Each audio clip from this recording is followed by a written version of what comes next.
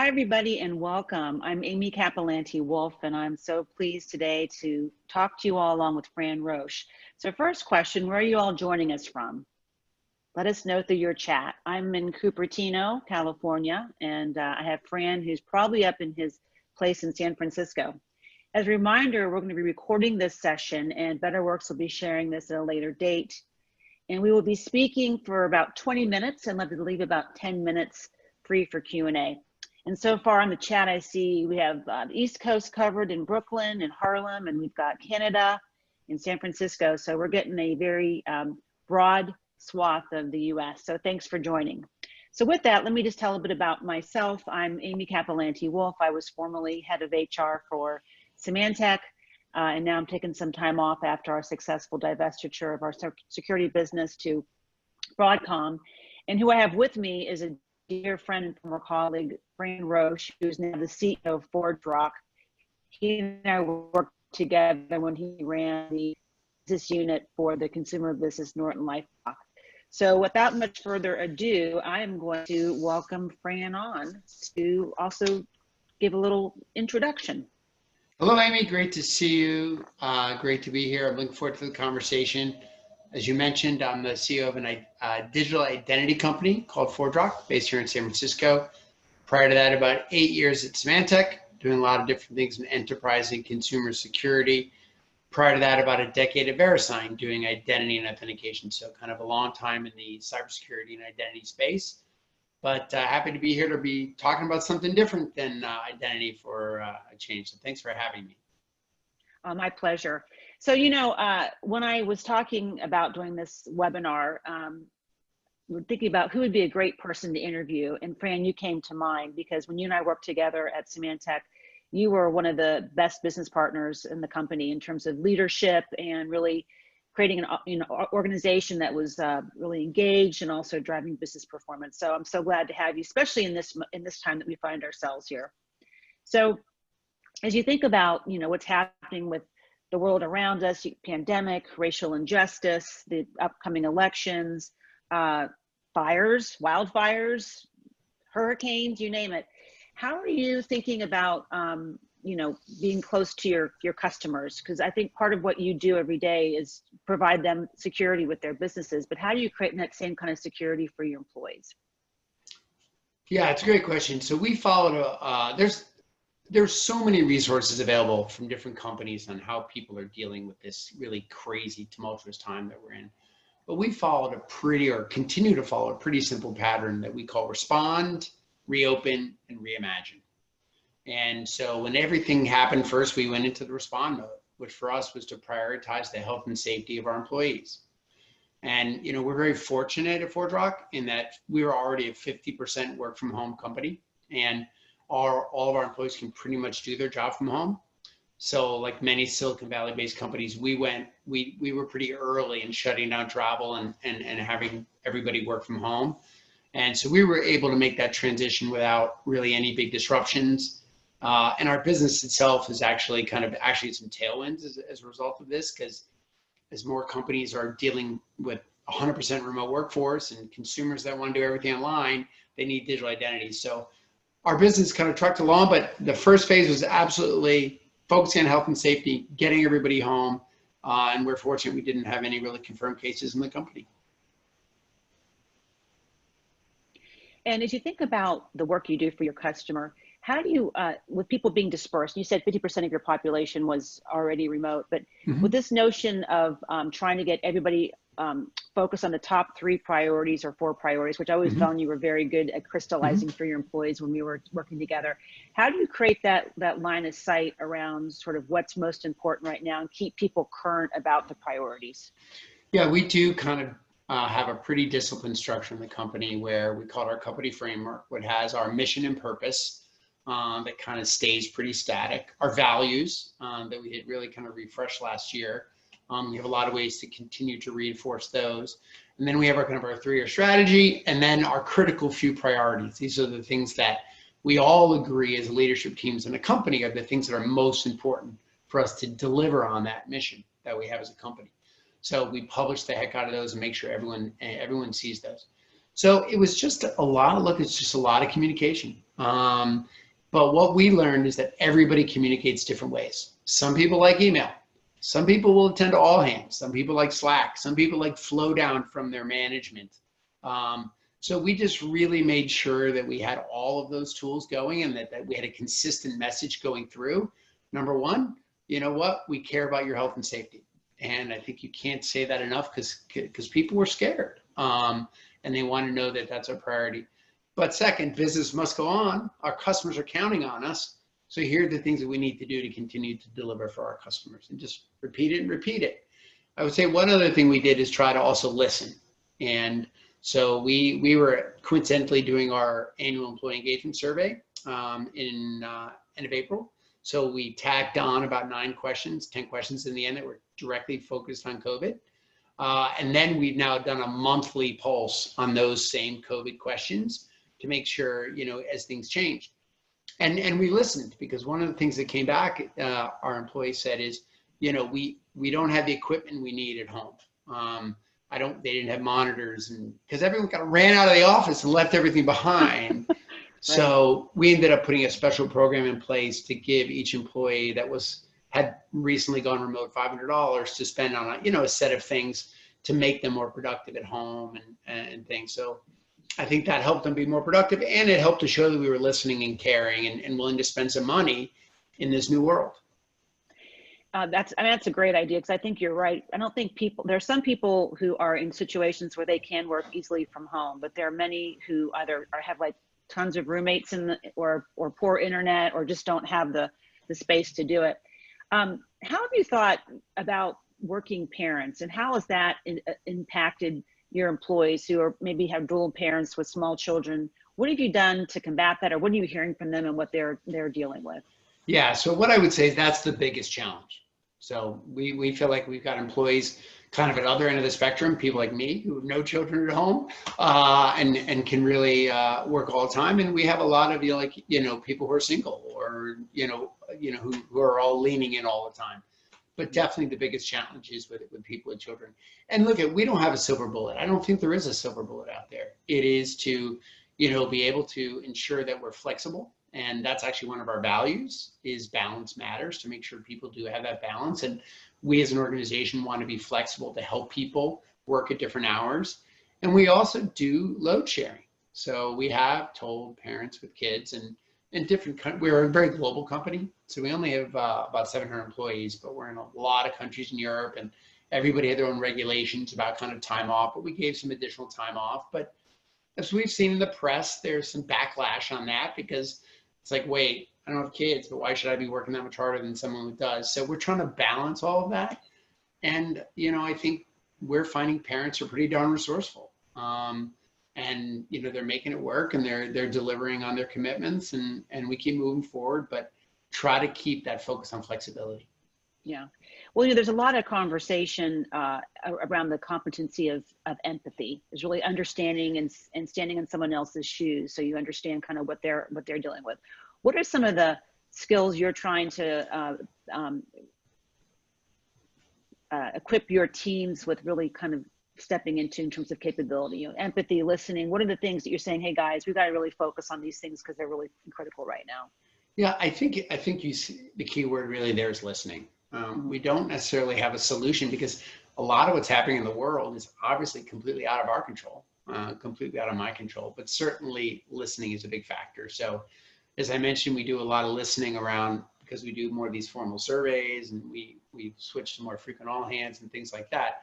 But we encourage every manager to do many more one-on-ones, and even more of the regular touch bases, even if they're only 15 minutes here and there, to make sure that we can do that listening and get that grasp around empathy.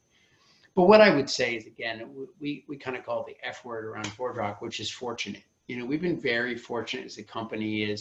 We haven't done any layoffs. In fact, we're hiring. Our business momentum is maintained. We've been able to make the investments that we need. So in a way, I think people look around the world, and so many people have had so much, bigger disruptions in their businesses or their lives. So I think we almost have to focus on empathy, not so much within our company, but outside of our company. and some of the things that people are going through, because, you know, it's really, really a tough time. Well, you know, I completely agree. And there's been a lot of conversations around how you treat employees today will really be long lasting in their loyalty and engagement, because if you make short-term decisions, they're not going to stick around when things either come back or they may decide to go someplace else. So it sounds like you guys are really putting some forth for some effort to really be thoughtful long-term. And you're also been fortunate that your business has thrived during this time. Yeah, and I would just say, look, I think, to be honest with you, a lot of us are tired of talking about COVID. You know, it's, you know, I think a lot of employees really do want to get on with their careers, you know, and get on growing their business. And we did have an interesting example during the first days and weeks after the George Floyd was killed in Minneapolis. And I wouldn't say Ford Rock is really advanced on anything in these topics around race relations or things like that. We're a pretty small company. But we hosted a town hall. It was a conversation on race, like many companies did at that time. And it was completely optional. It wasn't like a company all hands, it was completely optional. But I think we had 75, 80% of the people from the company attend, so people were interested. And we had a good friend of ours, Cecily Joseph. We lost Amy there for a second, so I'll keep talking. We had a woman, Cecily Joseph, who's kind of pretty big in the corporate social responsibility world. So Cecily Joseph joined us, and we had a conversation on race. And I love Cecily, and she was amazing, but we actually had 2 or 3 of our Black employees speak to their peers in the company and talk about some of the experiences that they went through with police over the years and things like that. And that was I think a real eye opener. And going back to the empathy, this empathy not only around COVID, but empathy around with, you know, Black and African American employees around the world that were kind of going through some of those challenges as well. So it's something that we continue to include as part of the conversation, but we try to focus on customers and solving problems and growing our company. Well, I'm going to throw you a wild card just because I know I can, because you're fast and smart on your feet. But I remember there was a time when you and I were working together, and as a CEO, there are times you're going to have to get involved in social issues. Mm-hmm. And sometimes you want to walk the fine line between when am I the CEO and when do I have a political point of view? Mm-hmm. How do you balance that? Because you do work in the world of security, which has both, you know, positive attributes to how it solves customer problems, but there's also a veil of secrecy sometimes to all this. And there's going to be things coming up at times where you've got to make a stand, whether it's on the George Floyd racial injustice issues or mm-hmm. things that are happening in the political environment. How do you balance that? Yeah. Well, first of all, I would say, I don't think the world is sitting around waiting to hear what the CEO of Ford Rock has to say. So in a way, that gives us some flexibility, because it's not like we're Tim Cook or, you know, someone who everything that they utter is going to be in the press. So that gives us a little flexibility. So generally, I would say I personally lean in on that a fair amount. So there was an example around some of the immigration policies that the current administration was trying to pass. It was going to be more restrictive around allowing talent, you know, high talent from outside the country to come in and work visas. And we all deal with that, especially in Silicon Valley. And one of the law firms that we work with that handles all that kind of immigration law asked us to sign a petition on why we thought that was the wrong direction. And I was happy to sign that. And again, it wasn't that controversial. So many people, so many CEOs in Silicon Valley did sign that. But I think that was something that was really important that we put out there. But it's interesting. I'm reading that book right now, Evil Geniuses, which is kind of just a story of the last 50 years of how, you know, policies have changed in the government and society about how businesses used to or evolved to be this shareholder values, all we cared about. Mm-hmm. And I don't subscribe to that. I really believe we have multiple constituencies, and I think the world is going that way. More CEOs are standing out to say shareholders, in our case investors, because we're a private company, are critically important to us. But really, so are our customers, and so are our employees, and so are our communities. So we try to have that kind of decision making goes through that. Okay, how does this benefit our investors? How does this benefit our employees, our customers, and we do partners well in our community? And we make sure that we are not over-indexed delivering for our investors is not our only priority. We have more to that, and we're really excited because we have Community Action Week coming up the first week of October. I think we're a little bit off. Everyone else does it a different time of year with Volunteer Week, but we call it Community Action Week, and we're doing that I think the week of October 5th. And we're strongly encouraging everyone to take a day off to do some sort of volunteer. And we're actually kind of providing suggestions and connecting people. We're also going to provide connections to a series of kind of online learning classes around things like recycling and reusing and things you can do to minimize impact on the environment. So I would say that, 90, +% of our time is focused on delivering and driving our business, but we definitely try to keep our eye on these broader important topics that are happening in our society. But again, it's more internally focused because I'm not Tim Cook.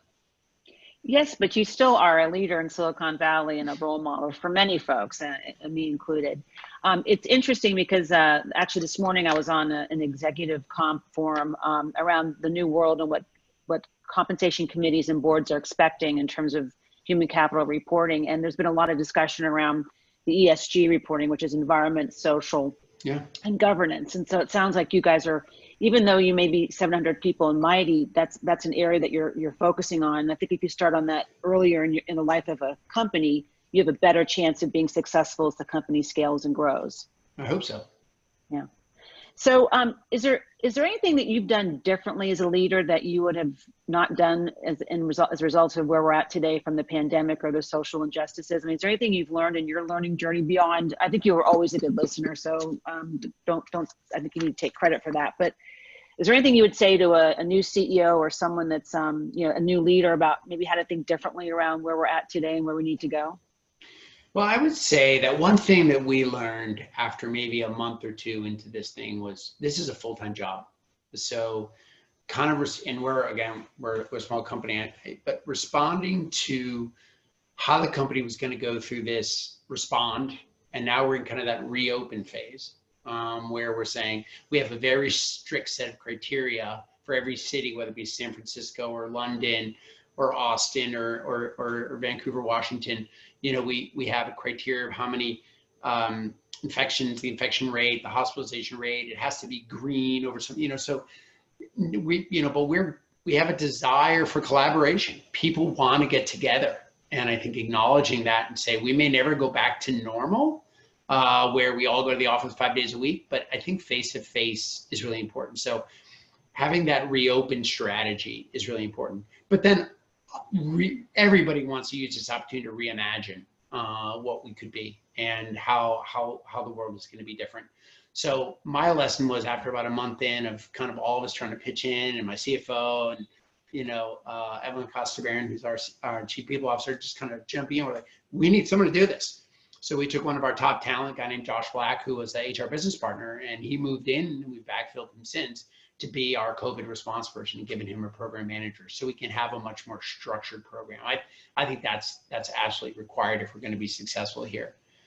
I think second is there's so many great materials out there. One of our investors is the KKR Growth Fund, and they just have so many great materials out there. You don't have to reinvent the wheel, on some of these things. So I think that's some big learnings for us. I think especially we're an enterprise sales company. So our salespeople are used to going out and meeting people. And we had an inside sales team that was kind of more lead development. So that was tricky because then we kind of ended up, well, do we have two inside sales teams? And how do they really work together? And, it's a big change for enterprise salespeople, and making sure that they embrace their new role as virtual sellers and making sure that they have the right tools to be able to do that and the right metrics. Because if you've done something the same way for 20 or 30 years, you can really be frozen. So because you're really having to relearn some of the basics. So that was a big area for us. On our, our development teams, they were already pretty remote. We build in public cloud, so there's no infrastructure anyway to be around. And we work with, really large enterprises. So when we work with them directly from an engineering standpoint, they may have a team in India or London, but they may be running up an AWS or GCP. So there's not necessarily that center of gravity. So we found the biggest thing really was in training our salespeople to be virtual sellers. That's that. And then look at from an internal standpoint, we try to bring some fun to it. We started off with a song of the day, and we built a playlist on Spotify and a couple of other services. So every employee would submit a song, why the song was special, and a picture of them and their family or whatever. So every day you'd wake up, you'd be able to go see what the song of the day was, which was fun. We've had some of our employees who do kind of, what would I call, like physical therapy kind of things, where you can get 10 minutes before your team meeting, they'll come in and kind of walk you through some exercises that everybody can do. So it's just fun. And you know me pretty well, so this won't surprise you. On Thursday, I'm doing a virtual wine tasting with my team. But what's going to be different about it is we have a sommelier who's going to come in. So we sent all the wines out to everybody in advance. And then the sommelier is actually, we're going to wine taste together, and he's going to tell us about each wine and all that type of stuff. So trying to interject that fun stuff, I think, is really important too. Yeah, I love that idea. Well, I'm free on Thursday if you have an extra seat. Yeah, but I think it's important to be superhuman these days and have fun and like be able to laugh at yourself, because there's just so many, like, work is now home and home is now work. Like before, you'd leave work, you might bring home at home, but now it is there. So it's a very different dynamic. Yeah, it's interesting. I was on a call this morning with a relatively junior person in the company, and their dog was barking like crazy. And I could see that he was kind of panicking. He was trying to come on and off mute a little bit, And, so I said to him, his name is Mike. I said, Mike, introduce us to your dog. What kind of dog is it? It's a year-old German Shepherd puppy kind of thing. And it's no big deal. That's the way it is now. And people shouldn't be uptight about, a child that walks into the room and asks for help, or, it's like, that's the world we live in, and you got to be relaxed about it. Giving grace. Yeah. Well, hey, I see there's a question on from our chat box. I'm going to probably have you and both of us respond. The question is, as execs, can we advise young professionals on how to approach their career during this time, especially as many companies are still working remote? So what are you thinking about for you? Because you were always a big sponsor for our employee resource groups, and also you had a lot of, I think, young and early talent in the consumer business organization. So how are you helping them navigate through their careers? Because they all want to grow, but it's kind of it might be stilted right now by virtue of where we're at as a company or as an enterprise. Yeah, I would say that's a topic that generally falls into the business as usual category for us. So, the one thing about this situation is everybody's facing it. It's not like it's a competitive advantage or disadvantage for one company. It's not like you're going to go to another company and find a different environment regarding like home working. So, career development, career rotations, career growth have always been important and continue to be important, but we're treating them the same way. And, as we grow, we create new roles, and we try to do as best we can to promote from within and develop and do those rotations. That's a pretty business as usual for us thing right now. I don't say there's much change as part of kind of the situation we're in here in 2020. Let me build on that, because I know there was a time where you had a nephew that was leaving college and going out into the work world. Yes. What are you telling? I feel personally really bad for the college grads. I've got a daughter who graduated college or high school and starting her first year in college remote, but she's safe. My other daughter is a high school freshman. They're both online, not fun, but they're not having to worry about going out into the real world. So what are you telling? Or what would you tell a college grad about what to go do right now? First of all, it's a great question, and it's really hard. If you had that advice to give. Yeah, it's really hard. If I was I don't even remember when I was 21 or 22, it was so long ago, but if I would be kind of angry. Like, I'd be like, wait, what is this world you're delivering to me here with, climate change and pandemics and economic disruptions, and you want me to thrive in that? That's hard. So it's hard. But I also think, every generation has its challenges, and, it gives you a chance to differentiate yourself. And, I have a lot of nephews, and one is just graduating. He did an internship last year at Capital One, 100% remote, never met anybody. They offered him a full-time job. He graduates in December, and he's going to start full-time at Capital One in February. And, it's just like, great. So now you have a chance to really differentiate yourself, because if you have that smile on your face, if you embrace this world, everyone's at the same level, I guess is what I'm saying. So being able to thrive in this world, we need young people. We need young ideas. We need young energy. We need early in career people at every company to refresh. And, old people like me will be thrown out here not too far on, and we need that next generation to come up. And I'm very confident that they will. And that they're going to hopefully do a better job than we did running this world.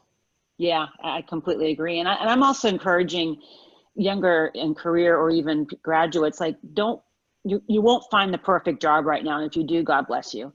But just take what's out there and get your resume built and start to create your connections and your network, because that will prepare you for the next opportunity. I totally agree. The stress about finding the right job right away is crazy. I mean, I graduated, like I went to work. I mean, it wasn't my dream job at all. It's just like, wait, you're going to pay me? Like, that's cool.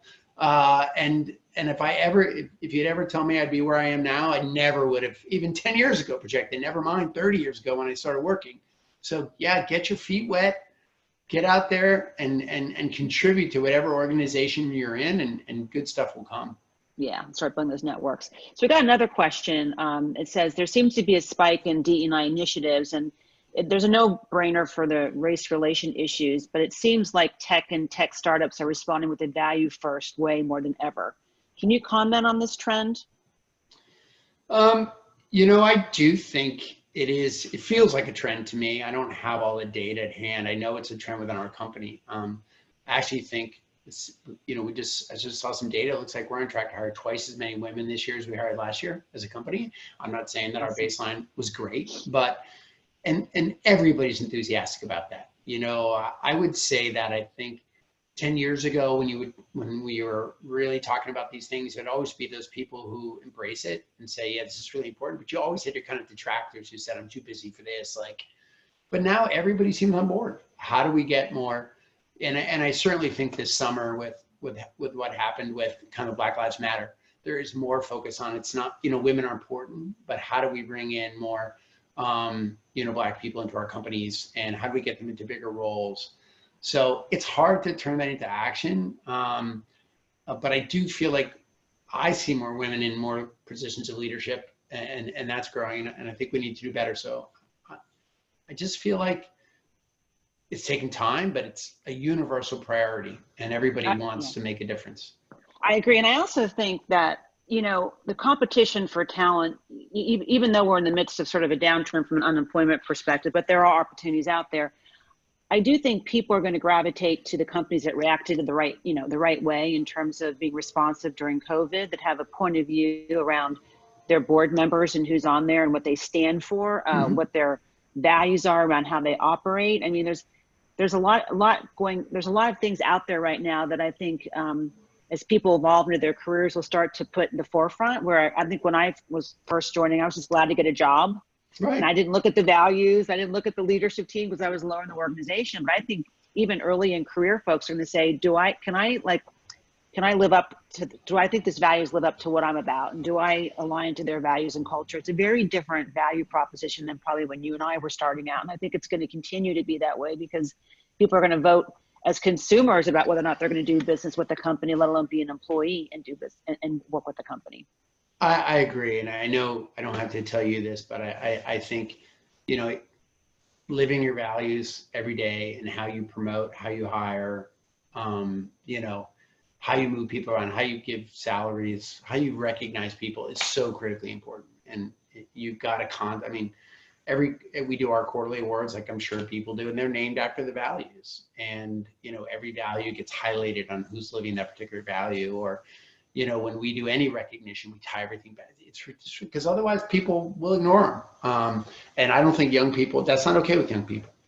That's right. And you and I talked a lot about this when we worked together. This say-do ratio is what you say, and then do you actually do it? And are you willing to be committed to it? Because, employees take count. How many times you say you're going to do something, you didn't actually do it, and you begin to erode trust. And right now, Absolutely. Trust and transparency is super important. Absolutely. And I think we've all had, I think at Symantec, I think we call them brilliant jerks, which were people who were really good at their jobs, but didn't live the values. And that's not okay, no matter how great of an engineer they are or how much they crush their sales quota. You know, we need those people. Everybody needs to live by their values. Yeah, completely agree. And I think distilling, and whenever people ask me what is culture, I say in its simplest terms, it's who you hire and who you fire, because that begins to show what's important, what behaviors you're going to put up with, what you're going to reinforce. So are there any questions from the audience in addition to what we've just already talked about? Or anything you want to talk about, Fran, I haven't asked you about, or you want to ask me about?